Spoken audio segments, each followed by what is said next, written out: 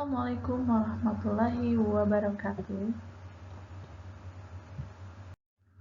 Alhamdulillah, pada hari ini kita akan belajar siklus akuntansi perusahaan jasa bersama Ibu Farida. Apa itu perusahaan jasa? Perusahaan jasa adalah perusahaan yang kegiatannya membuat produk tidak berwujud berupa jasa atau layanan dengan tujuan mencari laba atau melayani masyarakat.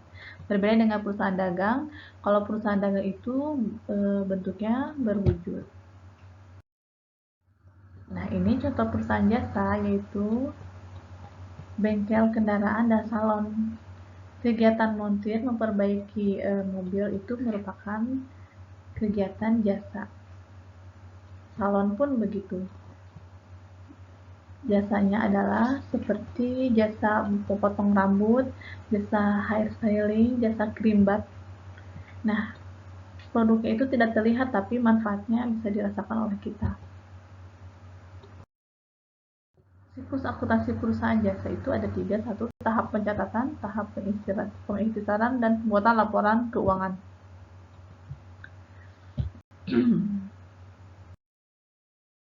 Langkah penyusunan. 1. Tahap pencatatan, analisis bukti transaksi keuangan, membuat jurnal umum, pemindahan bukuan atau posting dalam buku besar.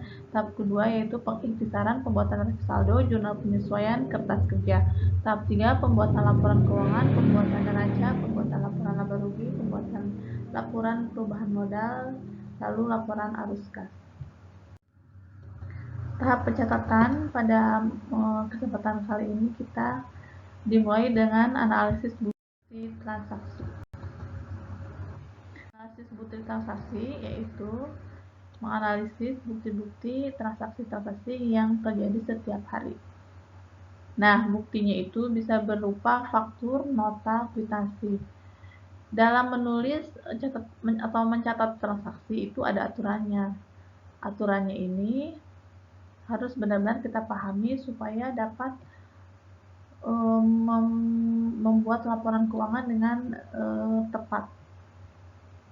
Ini harus dihafalkan dan dipahami betul-betul. Contohnya aset, apabila bertambah di sisi debit ditulisnya dan apabila berkurang di sisi kredit. Ini pun sama dengan prive dan beban, apabila bertambah di debit, apabila berkurang di kredit. Nah, selebihnya seperti utang modal dan pendapatan, apabila bertambah ditulisnya di sisi kredit, apabila berkurang ditulisnya di sisi debit. Contoh analisis transaksi pada bulan Juli 2020, Anita menyelidiki laundry amanah transaksi yang terjadi selama bulan Juli 2020 sebagai berikut. Pada tanggal 1 Juli, Anita menyetorkan uang tunai sebesar 14.500.000 sebagai modal usaha. Maka penulisannya adalah kas bertambah di sebelah debit, modal bertambah di sebelah kredit. Jadi kita harus melihat tabel ini.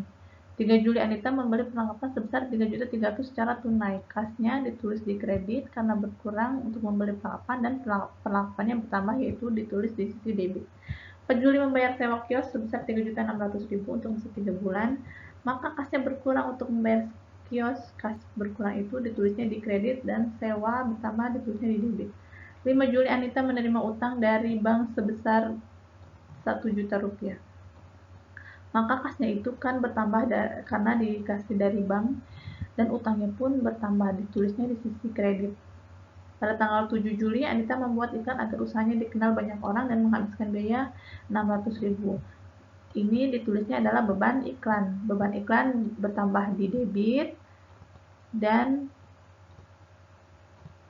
kasnya berkurang di kredit. Kas berkurang di kredit. 8 Juli membeli peralatan secara kredit sebesar 4 juta. Peralatan bertambah di debit dan utang usaha karena dia membelinya secara kredit, berarti yang ditulis adalah utang usaha bukan kas ya. Jadi bukan kas, jangan keliru. Jadi di sini harus dipastikan peralatannya dibayar secara tunai atau secara kredit. Apabila secara kredit tulisnya adalah dengan ditulisnya yaitu utang usaha. Utang usahanya bertambah berarti ditulisnya kredit di sisi kredit. 9 Juli Anita mengambil uang perusahaan untuk keperluan pribadi. Maka ditulis sebesar 800.000, maka kasnya itu berkurang.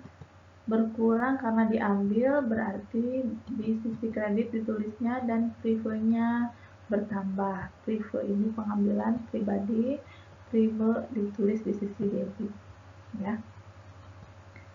Ini adalah bagaimana kita menganalisis suatu transaksi dalam perusahaan jasa.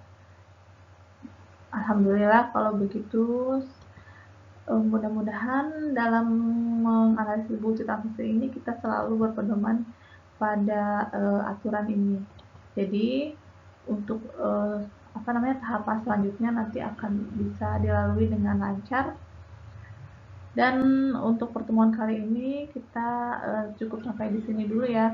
Kenapa? Karena kita fokus dalam tahap catatan terlebih dahulu supaya benar-benar paham dan benar-benar dipahami dan tidak menimbulkan kesalahan pada tahap selanjutnya. Alhamdulillah kalau begitu, terima kasih. Nanti kita ketemu lagi ya. Assalamualaikum warahmatullahi wabarakatuh.